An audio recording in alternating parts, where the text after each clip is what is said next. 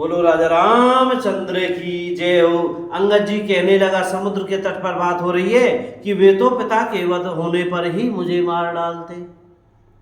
श्री राम जी ने ही मेरी रक्षा की, इसमें सुग्रीव का कोई एहसान नहीं है। अंगद बार बार सबसे कह रहे हैं कि अब मरण हुआ, इसमें कुछ भी संदेह नहीं है। वानर वीर अंगद के वचन सुनते हैं किंतु कुछ बोल नहीं सकते, उनके नेत्रों में जल बह रहा है। एक क्षण के लिए सब सोच में मगन हो रहे, फिर सब ऐसा वचन कहने लगे, हम सीता कई सुधी लीने बिना, नहीं जय हैं जो विराज बिरबीना। श्री राम जय राम जय जय राम। हे सुयोग्य युवराज, हम लोग सीता जी की खोज लिए बिना नहीं लौटेंगे। ऐसा कहकर लवन सागर के तट पर जाकर सब वानर कुश बिछाकर बैठ गए। जाम्बवंत अंगद दुख देखी, जाम्बान ने अंगद का दुख देखकर विशेष उपदेश की कथाएं कही। कई कथा उपदेश विशेषी, तात राम कहु नर जनि मानहु, निर्गुण ब्रह्म अजीत अज जानहु। श्री राम जय जय राम। श्री राम जी को मनुष्य न मानो, ऐसा जामवान जी कह रहे हैं कि हे तात, श्री राम जी को मनुष्य न मानो, उन्हें निर्गुण ब्रह्म अजय और अजन्मा समझो। हम सब सेवक अति बड़भागी, संतत सगुण ब्रह्म अनुरागी। श्री राम जय जय राम। हम सब सेवक अत्यंत बड़भागी हैं, जो निरंतर सगुण ब्रह्मा श्री राम जी में प्रीति रखते हैं। देवता, पृथ्वी, गौ, ब्राह्मणों के लिए प्रभु अपनी इच्छा से किसी कर्म बंधन से नहीं अवतार लेते हैं। वहां सगुणोपासक भक्तगण सालोक्य, सामीप्य, सारूप्य, साष्टी, सारिष्ट और सायुज्य सब प्रकार के मोक्षों को त्याग कर उनकी सेवा में साथ रहते हैं। ए विधि कथा कहें बहु भांति, गिरि कंदरा सुनी संपाति। श्री राम जय जय राम।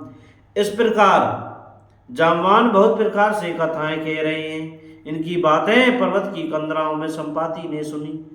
बाहर होई देखी बहु कीसा, मोहि आहार दीन जगदीसा। और बाहर निकलकर उसने बहुत से वानर देखे। तब वह बोला, जगदीश्वर ने मुझको घर बैठे बहुत सा आहार भेज दिया, आज इन सबको खा जाऊंगा। बहुत दिन बीत गए, भोजन के बिना मर रहा था। पेट पर भोजन कभी नहीं मिलता, पेट भर भोजन कभी नहीं मिलता। आज विधाता ने एक ही बार में बहुत सा भोजन दे दिया है। गीत के वचन कानों से सुनते ही सब डर गए कि आज सचमुच मरना ही हो गया। यह हमने जान लिया। फिर उस गीत संपाति को देखकर सब वानर उठ खड़े हुए। जामवान के मन में विशेष सोच हुआ, कह अंगद विचारि मन माही, धन्य जटायु समकु नाही। अंगद ने मन में विचार कर कहा, आहा, जटायु के समान धन्य कोई नहीं है। श्री राम जी के कार्य के लिए शरीर छोड़कर वह परम बड़भागी भगवान के परम धाम को चला गया। हर्ष और शोक से युक्त वाणी समाचार सुनकर वे पक्षी संपाति वानरों के पास आया। वानर डर गए। उनको अभय करके अभय वचन देकर उनके पास जाकर जटायु का वृतांत पूछा। तब उन्होंने सारी कथा उसे कह सुनाई। सुनी संपाति बंधु कई करनी, रघुपति महिमा बहुविधि करनी। भाई जटायु की करनी सुनकर संपाति ने बहुत प्रकार से श्री रघुनाथ जी की महिमा वर्णन की। उसने कहा, मुझे समुद्र के किनारे ले चलो, मैं जटायु को तिलांजलि दे दूं। इस सेवा के बदले में तुम्हारी वचन से सहायता करूंगा, अर्थात सीता जी कहाँ हैं सो बतला दूंगा। जिसे तुम खोज रहे हो उसे पा जाओगे। समुद्र के तीर पर छोटे भाई जटायु की क्रिया श्राद्ध आदि करके संपाति अपनी कथा कहने लगा।